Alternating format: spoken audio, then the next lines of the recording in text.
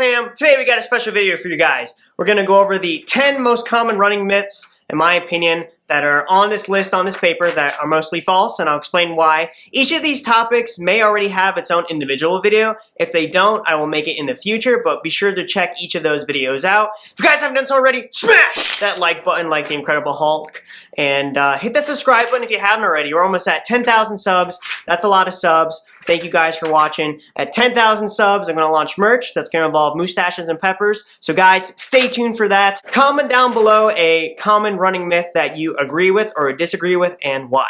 And be sure to stay here for the entire video because you want to hear all 10 running myths. Quick disclaimer, this is for educational purposes only, and make sure you guys are cleared by a qualified healthcare provider before deciding to delve into any activity that you may think of delving into. With that being said, let's get to it.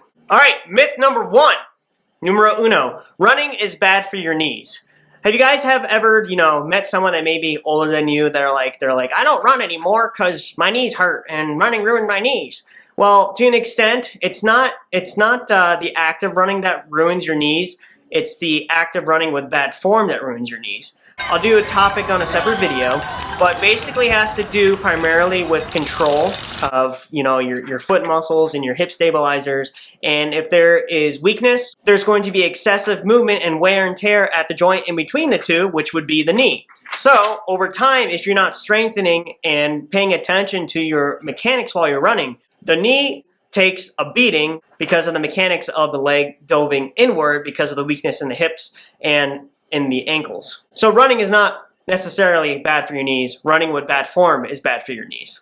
Myth number 2, you should stretch before you run. I may get some crap for this, but there is literature out there that stretching actually does little to nothing for runners. Static stretching, keyword static. It is shown that it may actually increase prevalence of injury by lowering muscle tension, making you work harder. It may actually decrease performance because it lowers muscle tension and you're lengthening that fulcrum arm, so your body has to work harder for that muscle contraction to get you from point A to point B. And it does nothing to help with recovery in the sense of blood flow by feeling easy. But you're like, wait, Josh, but it feels good when I do it. And I feel like, it's doing something. Well, I mean, old wives' tales last for a while. It's something that we grew up with that, if you don't stretch, you're going to get hurt. But we're starting to realize that, even just thinking about it logically, that if you're stretching muscles statically, you're taking away what your brain is used to and how to get you from point A to point B. If you take that away, it's like it's not going to know how to move like the way it's supposed to for what you are adapted to. So I wouldn't static stretch before or even after. I hardly ever static stretch. I do a little bit of active isolated stretching. Link up in the cards. It is an older video of mine, but it's more of a dynamic type stretch, 2-second holds kind of thing. You guys can check it out. Myth number 3, runners do not need to strength train. I constantly preach the law of specificity in my videos, but running is primarily, forward movement, and you're neglecting other things. We talked about briefly with number 1 being, bad for your knees. If you're not strengthening those areas, the prevalence of injury increases. If you guys ever read Healthy Intelligent Training by Keith Livingstone, chiropractor out of Australia, Arthur Lydiard's protege, there is like a paragraph in there or a chapter about strength training where he had 2 runners that had the same VO2 max, one strength trained and one didn't. The one that had a lower VO2 max but strength trained performed at par with the one that didn't strength train and had a slightly higher VO2 max. You want to strength train to decrease the prevalence of injury and to increase performance. That's why you should strength train. Myth number 4, taking a few days off will halt your fitness. I did a video on this, link up in the card. Sorry, shameless plugs. I got all kinds of videos to help you guys at home. But in a nutshell, 2 weeks is probably the maximum amount of time you will see little to any loss of significant fitness. After about the 2-week mark, things start to go downhill from there. So if you can, don't go past the 2-week mark of taking completely off. You're totally fine. A few days isn't going to bug you, but I did say that in that video that at the 2-day mark is when neuromuscular efficiency starts to decrease if you take 2 days in a row completely off. Myth number 5, runners can eat whatever they want. False. You are what you eat, at least that's how the saying goes. Understand that food is fuel and you do need fuel. But you got to look at other factors aside from macro and micronutrients, which your body needs. So make sure you guys are working with a registered dietitian to make sure you're getting the proper fuel and the proper nutrients through good, wholesome, organic foods and not, processed foods. It's okay every once in a while, but you got to pay attention to things such as highly processed refined carbohydrates, inflammatory foods, foods that affect your gut microbiome. Believe it or not, 90% of your serotonin is produced in the gut. So if you eat like crap, chances are you're probably going to feel like crap. Is it food that's going to irritate your inner colon lining? So you're going to have a hard time absorbing nutrients such as iron.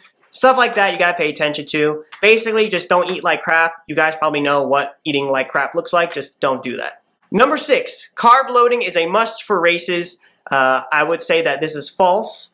I know it is common practice and social practice to, go hang out with your running buddies the night before a race and go to a pasta place and chow down on a good big amount of pasta. But in reality, your body, and if you've been training, substantially, the amount of glycogen storage you have, unless you're like straight, not eating enough carbohydrates to begin with, chances are your stores are adequate enough to be able to race anything up to a half marathon. You may need a little bit more carbohydrate at the half marathon mark, but pretty much half marathon and underneath, you don't really need to severely carb load or do a carb load meal. You could just slightly increase your carbohydrate intake maybe 2 days before and you'd be totally fine. But the marathon is a complete different animal in terms of carb loading, but you do want to make sure that your glycogen storages are full before you toe the line at the marathon or you will die a slow and painful death.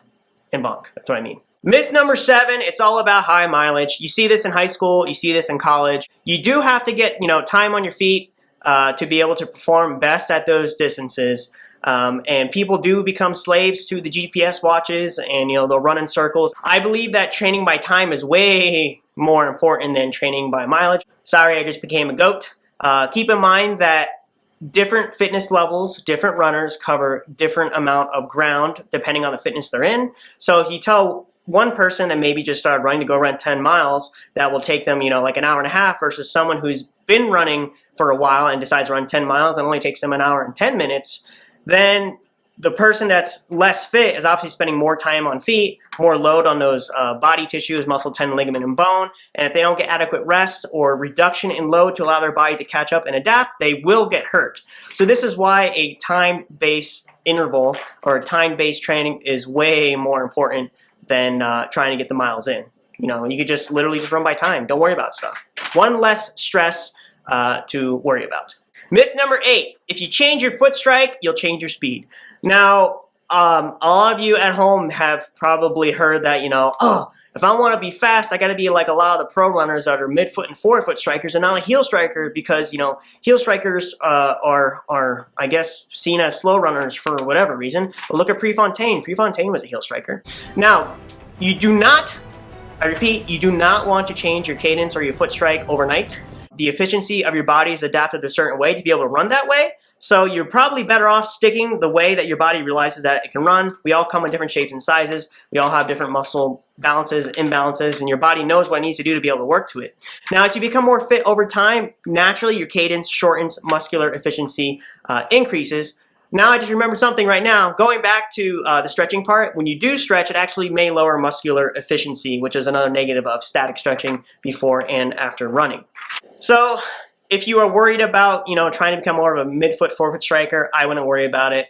Things will come naturally as you get more fit and as you slowly get stronger with the strength training and all the speed work and, getting on your running journey. Myth number 9, cramps are caused by dehydration. Yes and no. I dealt with it firsthand when I ran the Chicago Marathon because of the heat and humidity. My hamstrings were locking up. I was completely dehydrated. Yes, that can cause cramps. But there are other things that can cause cramps too. Like, for example, you get that side stitch, your diaphragm's in spasm underneath that rib cage. The diaphragm is a muscle. It can go into spasm if you're not used to that load. Pretty much any muscle goes into spasm or gets tight when it's not able to withstand the load. So muscles that get tight it's not due to lack of stretching. Muscles that get tight is due to the fact that it can't stand the load. So your brain's like, hey man, what the hell are you doing? We got to protect this area because it's taking too much in terms of frequency and stress. Either running too much too soon, doing too high intensity, not enough recovery time in between. So the muscles get tight and it try to protect itself. Same thing goes with the diaphragm. When you're huffing and puffing, you're not used to that VO2 max.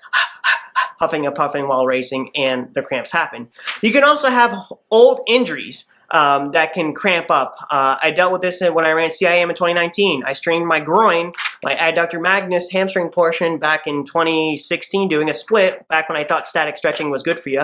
And I've dealt with issues ever since. I've gotten it worked on. But basically when scar tissue forms, I don't like the word scar tissue, there's fibroblasts that come in and infiltrate the nerves, and the nerves get kind of trapped. So your body knows where that pain is because of the infiltration of the nerve tissue. Even the weight of a dime on nerve tissue can cause some type of dysfunction. So just because you have, it's not coming out of the back or the spine, because I mean, that's what I deal with in the chiropractic world, doesn't mean there's going to be an issue elsewhere, either by scar tissue, compression, not enough blood flow to the area, stuff like that may be causing tightness or spasms or cramps.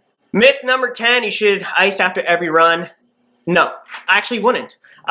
Your body's inflammatory response, you guys can look up some stuff online, it's definitely out there, the negatives of icing after every run, but you're like, but it feels good, I feel better afterwards. But yeah, you do. And icing does help increasing muscle tension. I got a video link on the cards where maybe you do want to ice the day before a race because it puts more pop in your legs. But in terms of recovery and reducing inflammation, your body needs that inflammation. Your body needs that soreness that would happen if you're not as fit to tell, hey, these areas need to be repaired. Their chemical mediators are sent to the area. If you stop that by icing the area, the body's not going to heal as quick. And the gains you're going to get from running, whether that be increase in power output and stuff like that, isn't going to happen as efficient. You're cutting that time down. If you do want to do some type of recovery or passive recovery, you can go for easy like jog, not sponsored or anything like that, but you can use compression boots like Normatec boots, passive lymphatic drainage back towards the heart. You can even stand in a pool waist deep and the partial pressure of the water on the legs will increase that venous return back towards the heart. Whether that's significant or not, just standing there in 10 minutes, I do not know. I would have to look it up, but those are other passive things you could do to help with the recovery aside from icing. Now, if you obviously talk to your provider, but if you like roll your ankle and it turns into a ball, then maybe you probably benefit from some type of icing and stuff like that. But in terms of just straight recovery, I'm gonna go sit in a river after a run, I wouldn't do it. All right, guys, so that is the 10 common running myths, in my opinion, and what I think about them. And guys, comment down below if you agree or disagree with some of these, if you learned anything new that I may have not mentioned that, that I should know. Like, share, comment, subscribe, hit the notification bell for when I post my next video. Love you guys. Catch you guys next time. Peace.